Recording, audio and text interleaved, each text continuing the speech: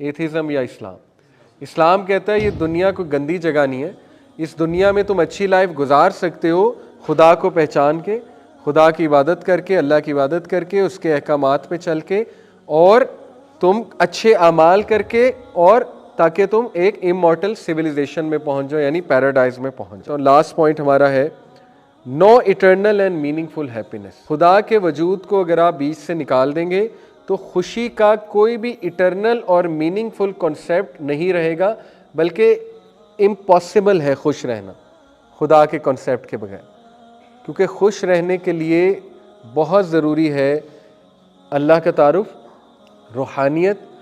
कोई वजह है ना कि ये हाइपर मटीरियलिस्टिक सोसाइटीज़ अब बुद्धिज़्म की तरफ आ रही हैं या हिंदुइज़्म के कुछ कॉन्सेप्ट्स को एक्सप्लोर कर रही हैं, ठीक है ना।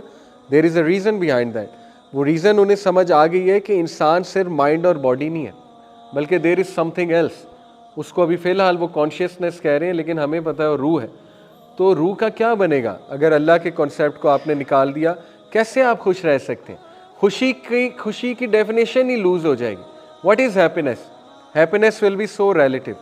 सम पीपल विल से कि happiness is pleasure, happiness is clubbing and pubbing. कुछ लोग कहेंगे हैप्पीनेस मुझे जिना करने से मिलता है, कुछ लोग कहेंगे शराब मुझे खुशी देता है, ठीक है ना। तो हैप्पीनेस है क्या? अल्लाह ताला डिफ़ाइन करेगा हैप्पीनेस क्या है। अला बिज़िक्रिल्लाहि तत्मइन्नुल कुलूब। हर बंदा परसूट ऑफ हैप्पीनेस गलत डिफ़ाइन करेगा। कुछ लोग मटीरियलिस्टिक गोल्स को सामने रखेंगे, उनको परसू करेंगे, कहेंगे ये मेरी हैप्पीनेस का गोल है। कुछ लोग जो है वो एक इंसान को सामने रखेंगे कि इससे मेरी शादी हो जाए, बस ये मेरी खुशी का ज़रिया। कुछ लोग जो है वो एक एजुकेशनल इंस्टीट्यूट को सामने रखेंगे, कहेंगे यहाँ पे मुझे एडमिशन मिल जाए तो ये मेरी हैप्पीनेस है। कुछ लोग कुछ कार्स को सामने रखेंगे कि BMW मिल जाए, ये मिल जाए, वो मिल जाए तो ये मुझे खुशी देंगे।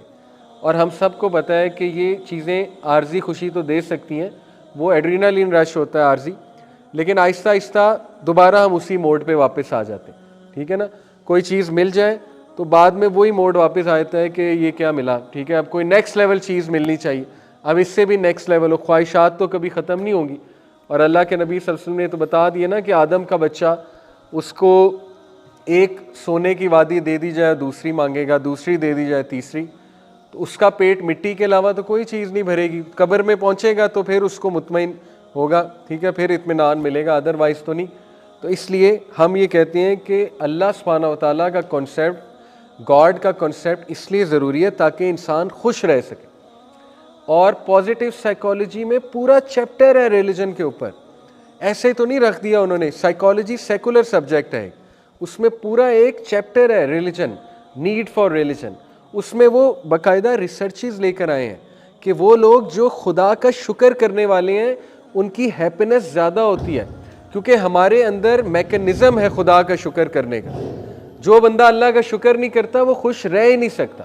ये मैं आपको रिसर्चेस बता रहा हूँ साइंटिफिक, उन्होंने ब्रेन की वेव्स को स्टडी किया हुआ। अल्लाह के कॉन्सेप्ट को, वजूद को अगर हम निकाल दें बीच से, तो खुशी का कोई भी इटर्नल और मीनिंगफुल कॉन्सेप्ट ऑफ हैप्पीनेस हमारे सामने नहीं आता। फिर खुशी जो है वो एक ऐसी चीज़ है जो अनअचीवेबल है।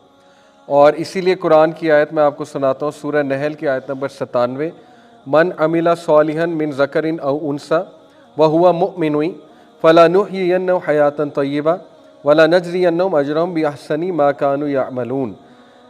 जो कोई भी मन अमिला सालिहन, जो कोई भी नेक अमाल करेगा, नेकी करेगा, मिन ज़करिन औ उनसा, चाहे वो मर्द है चाहे वो औरत है, नो थर्ड जेंडर, ओके, व हुवा मुमिनुन, और वो मोमिन है, फलानुहयिन्नहु हयातन तय्यबा, तो हम उसे देंगे, वी विल ग्रांट हिम और हर, हयातन तय्यबा, अ गुड लाइफ, ठीक है, वेल बीइंग देंगे, गुड लाइफ देंगे, वला नजरियन्नहुम अजरहुम बिअहसनी मा कानू यअमलून, और हम ज़रूर उसको बहुत अजर अजीम देंगे अकॉर्डिंग टू जो भी उस इंसान ने किया हो।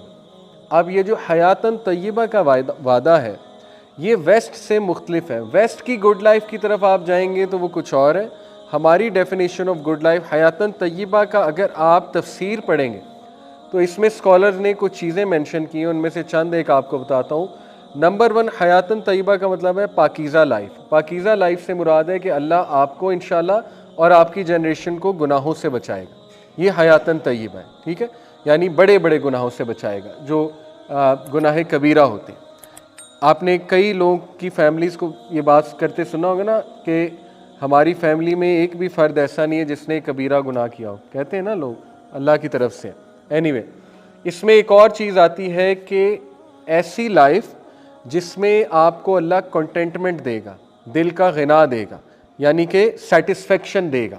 ये कहीं वादा नहीं हयातन तय्यबा में कि मुश्किल नहीं आएगी, क्योंकि अगर ये वादा होता तो सबसे ज़्यादा अल्लाह को नबी सल्लल्लाहु अलैहि वसल्लम पसंद थे, उनकी लाइफ में कोई मुश्किल ना होती और ऑल इन ऑल हैप्पीनेस होती, ठीक है। लेकिन नबी सल्लल्लाहु अलैहि वसल्लम को हयातन तय्यबा दी थी यहाँ पे, दिल में सेटिस्फेक्शन थी, गिना था, ठीक है, और वो अपने ज़िक्र से। इसमें एक और चीज़ आती है, हयातन तय्यबा से मुराद है कि अल्लाह आपको नेकी से मोहब्बत दे देगा, कि आपका नेकी करने का दिल करेगा, ये हयातन तय्यबा है, ठीक है। इसी तरह हयातन तय्यबा में ये आता है कि अल्लाह ताला आपको इंशाल्लाह गुनाहों से बचा लेगा। और इसमें हयातन तय्यबा में पाकीज़ा रिज़्क भी आता है कि हर पाकीज़ा चीज़ अल्लाह सुब्हान ताला आपको दुनिया की देगा। तो हमारा तो कॉन्सेप्ट ही और है। जब देखें ना, हम इस कॉन्सेप्ट की तरफ आएंगे, हम डिप्रेशन से बाहर आ जाएंगे। जब तक दुनियावी कॉन्सेप्ट्स हैं तब तक डिप्रेशन में रहेंगे, तब तक हम यही परखते रहेंगे कि अल्लाह ने क्यों मेरे साथ ये किया, अल्लाह ने मुझे ये क्यों नहीं दिया, वो क्यों नहीं दिया, ठीक है। तो इंशाल्लाह पर्सपेक्टिव चेंज करने की बात है। और आखिरी भी इंशाल्लाह जो है वो हम ये आयत एक और देखते हैं, मेरे सामने एक और आयत है, नहीं बल्कि दैट्स इट, ओके। सो ये हमारा अल्हम्दुलिल्लाह मीनिंगफुल लाइफ और मीनिंगफुल हैप्पीनेस का कॉन्सेप्ट है, और हम अल्लाह से दुआ करते हैं हयातन तय्यबा की। तो ये 4 मैंने आपको जो है चीज़ें बताई कि अगर आप खुदा को इक्वेशन से निकालते हो तो 4 नुकसानात हैं उसके। पहला नुकसान, नो अल्टीमेट पर्पज़, मकसद ही ख़त्म इस दुनिया का। Number 2, no ultimate hope, hopeless दुनिया है, डार्क दुनिया है, ठीक है, क्योटिक दुनिया है।